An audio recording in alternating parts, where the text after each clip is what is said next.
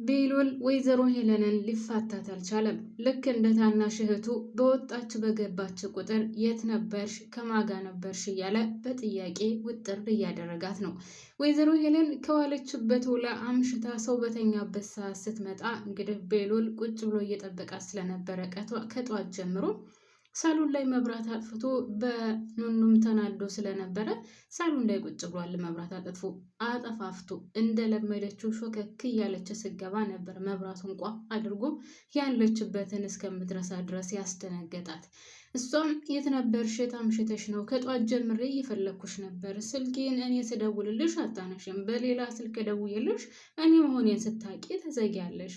ዋት ምን እየሰራሽ ነው ብሎ ስጠይቃት እግርና እጇ ነበር የተንቀጠቀጠው መናገር እስከሚያቅታት ድረስ። አይ ሄለን መቼስ ወንጀል እኮ ግን ጌታ ምንም ብናደርግ ምንም ብንሰራ ወንጀልን ልንደብቀው አንችልም።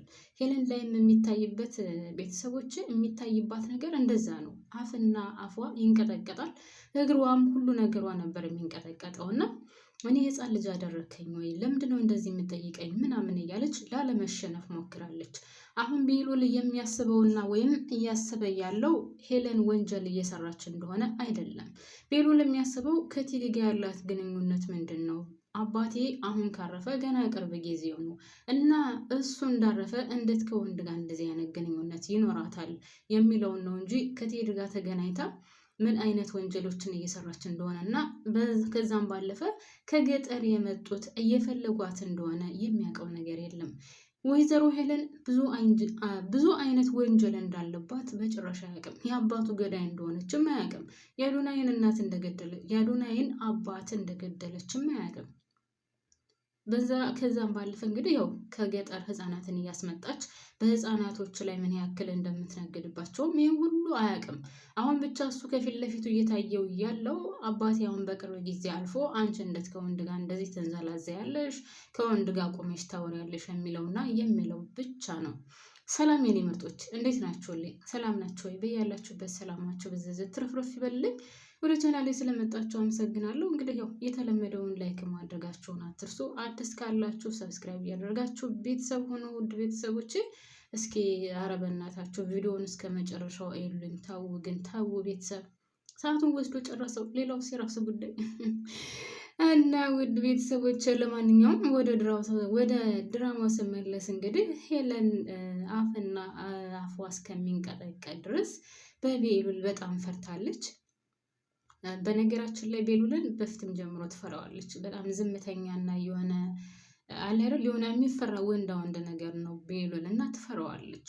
ከሌሎቹ ጋር ስታወራና ከሱ ጋር ስታወራ በጣም ልዩነት አለው እና ሲቆጣጠራት ራሱ እናንተ ማለት የአባቱ ሚስት ምናምን ወይም የእንጀራ እናቱ ነገር አትመስለውም። ወይም እንደ ወላጅ እናቱ ነው የሚያስ ሲጀምር እና ሲቆጣጠራት ምናምን ግን አያችሁ ስማ ከባድ ነው። ለማንኛውም ከጧት ጀምሮ ነው ሲጠብቃት የነበረው በጣም ተናዶ ምናምን ነገር። በዛ ላይ ደግሞ በኑኑ በጣም ተናዶባታል። ኑኑ እያደረገች ያለችው ነገር ከሚገባው በላይ ስህተት ነው።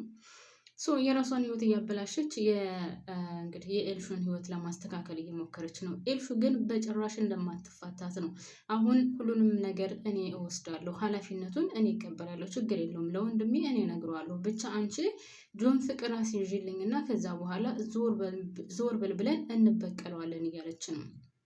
በነገራችን ላይ ቤሉል ማነው ስሙ ጆ ኤልሹን ጠልቷት አይደለም፣ ግን ከቤተሰቦቿ ጋር መሆን አለባት ተው ስላለው ነው አዶናይ የተወው እንጂ በጭራሽ እሷን ጠልቷት አይደለም። ነገር ግን አሁን እሷ የመሰላት እንደ ጠላትና እንደማይፈልጋት አድርጋ ነው እያሰበች አለችው።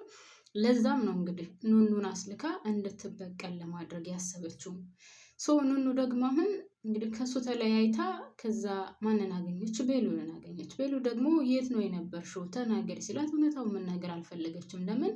ለኤልሹ ስትል። ስለዚህ ቤሉል አሁን ውስጡ ተቀይሟል፣ ተናዶባታል። እንግዲህ እሱን የት እንደነበረች ሳትናገር እሱን ሳታዋራው ከቤት መጥታ ደግሞ ከጆጋ ነው ስታወራው የነበረው። ከጆጋ ስታወራ ሰምቷታል ለእያንዳንዱ ቃላት። በጣም ደንግጦ እንደውም መስኮቱን ከፍቶ ገብቶ የሆነ ነገር ለማድረግ ፈልጎ ነበር፣ ግን ምንም አላላትም። ብቻ ሳያዋራት ምንጭቅ አድርጎ ትቷት ሄዷል። በጣም ጠይቋታል። በጣም 3-4 ጊዜ ጠይቋታል። እውነታውን ልትናገር አልፈለገችም። ግን የራሷን ህይወት እያበላሸች እንደሆነ አላወቀችም። ኤልሹ በጣም ብልጥና እስስት የሆነች ናት።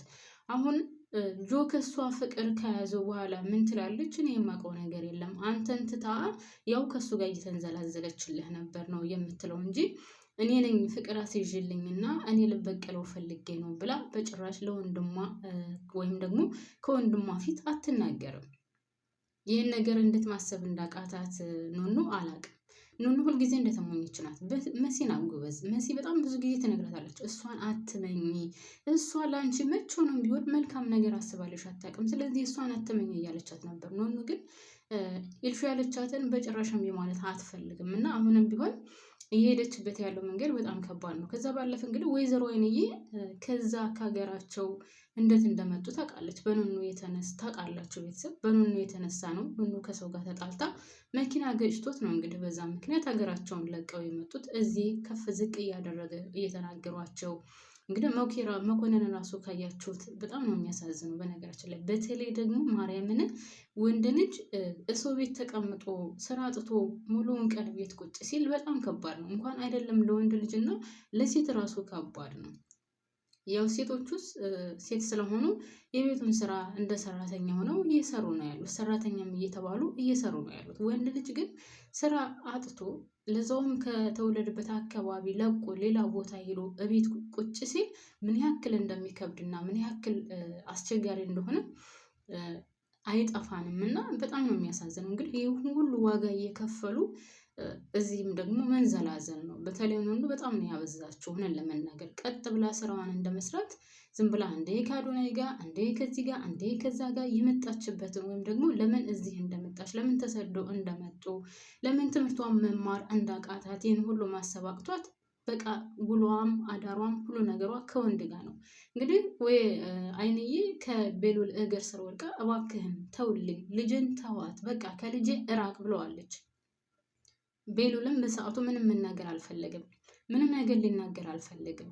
ምክንያቱም አንደኛ ደረጃ በወይዘሮ ሄለን ተናዷል፣ ሁለተኛ በራሷ በኑኑ ተናዷል። ስለዚህ አሁን ወይዘሮ አይንዬ እያሰበችው እንግዲህ ቤሉል ተጫውቶባት ምናምን የሚፈልገውን ነገር ካደረገ በኋላ ዞር በይ የሚላት ነው የመሰላት እና ቤሉልም የጠረጠረው እንደዛ ነው። እና ስታየኝ እኔ መጥፎ ሰው መስላለሁ ወይ? እኔ መጥፎ ሰው አይደለሁም። እኔ እንደዛ የማደርግ ሰው አይደለሁም። ነገር ግን እኔ አሁን ከአንቺ ጋር ማውራት አልችልም። በአውራሽ መጥፎ ቃላቶችን ልናገር እችላለሁ። ስለዚህ ነገ እናወራለን ያላት እና እንግዲህ አይንዬም እውነቷን ነው። እናት ናት። እንደ እናትነት ደግሞ ወይም ደግሞ ከሰው ቤት ተቀምጠው እንደዚህ ከፍ ዝቅ እያደረጉ እንደሚናገሯቸው አንጻር ስታዩት እውነቷን ነው። ምክንያቱም አሁን እሷ እያደረገች ያለችው ነገር ስህተት ነው። ብትችል ትምህርቷን ተምራ እናቷን እንደመቀየር ነበር መሞከር የነበረባት። ከዛ ባለፈ ደግሞ ቀጥ ብላ ያለችበትን ስራ መስራት ነበር። እሷ ግን ከአዶናይ ጋር ከጆ ጋር ከዛ እስከ ቤሉል ጋር ምናምን ብቻ እያደረገች ያለችው ነገር ሁሉንም የሚያስደስት አይደለም።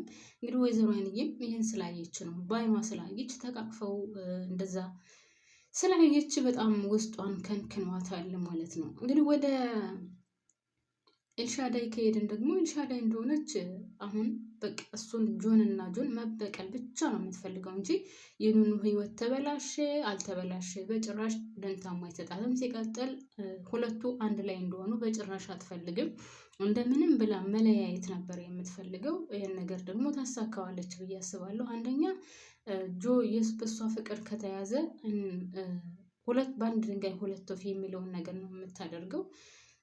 አንደኛ የውልህ አንተን ትታ ጆ ጋር ፍቅር ያዛት ለማለት ነው ወንድሟን። ሁለተኛ ደግሞ ጆ አልፈልግሽም፣ በቃ እኔ ከአንቺ ጋር መሆን አልፈልግም ስላላት እሱን ለመበቀል ነው እንደዛ ያደረገችው እና እያደረገች ያለችው ነገር ኑኑ የጎዳው መስሏት ወይም ደግሞ ጆን የጎዳው መስሏት እንጂ ወንድሟንም እየጎዳችው እንደሆነ እና ለወንድሟ መልካም አስተሳሰብ እንደሌላት ነው የሚያስታውቀው ወይም የሚያሳየው። ወንድሟን የምትወደው ቢሆን ወንድሟን የምታከብረው ቢሆን ኑሮ እንደዚህ አታደርግም ነበር። ወንድሟ የሚወደውን ያው ግን ብዙ ሴቶች ስንባል በተለየ እኔ እንኳን እንደዚህ ገጥሞኝ አያውቅም። ያው ያልሽው ሰው ሀገር ነው አትሉኝም?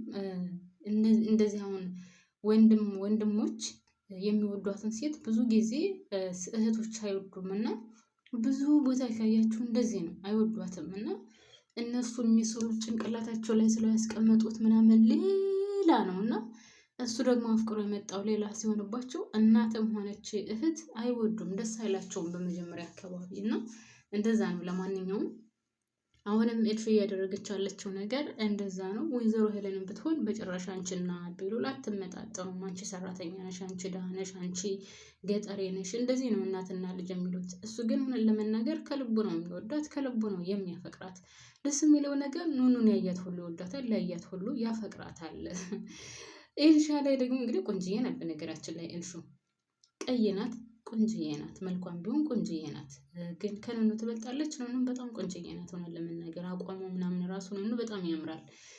ያም ሆነ ይህ እንግዲህ ሁለታቸው ግብ ግብ ገጥመዋል። ጆም ቢሆን አላመንም፣ ምክንያቱም ኑኑንም ቢሆን ይወዳታል። ነገር ግን ውሸት አልወድም ብሏታል። ጆ ውሸቷን እንደቀረበችው ሲያቅና እሷ እንደላከችው ሲያልቅ ደግሞ ሲያቅ ምን እንደሚወጣው አላቅም። ማንን እንደሚጠላ ማንን እንደሚበቀል ከማን ላይ መጥፎ ጉዳት እንደሚያደርስ አላቅም። ምክንያቱም እሱም ቢሆን በቀላሉ የሚፋታቸው አይደለም። ይህን ነገር ሰምቶ ወይም ኑን ኤልሹ እንደላከቻትና ኤልሹ ልካት እሱ እንዳፈቅራት እንደወዳት እንደቀርባ ካደረገችው በኋላ ከዛ በዛ ምክንያት ልትበቀለው እንዳሰበች ሲያቅ በጣም የሚቀየማት። ምክንያቱም አሁን ኤልሹን ይወዳታል። የተዋት አሁን ከቤተሰቦችሽ ጋር ተስማሚ፣ ከቤተሰቦችሽ ርቀሽ ከማንም ጋር ልትሆኚ አትችይም። ስለዚህ ከቤተሰቦችሽ ጋር ሆኚ ስላላት ነው አዶናይን በነገረው መሰረት እንደዛ አድርጎ አልፈልግም ይዤሽ አልጠፋም ያላት። ደግሞ ትክክል ነው። ምክንያቱም ከአዶናይ ጋር ማለቴ ከጆ ጋር ጠፍታ ብትሄድ የትኛውን ያክል ጊዜ አብራው ትቀመጣለች? የትኛውን ያክል ጊዜ አብራው ትቀመጥም? በዛ ላይ በእጇ ለጊዜው ገንዘብ ቢኖራትም ገንዘቡም ያልቃል። ስለዚህ ምንም አዲስ ነገር አይመጣም። ለማንኛውም ወደ ቤተሰቦቼ እዚህ ላይ ያበቃለሁ። ላይክ ማድረጋችሁን አትርሱ። ወዳችኋለሁ። ባባይ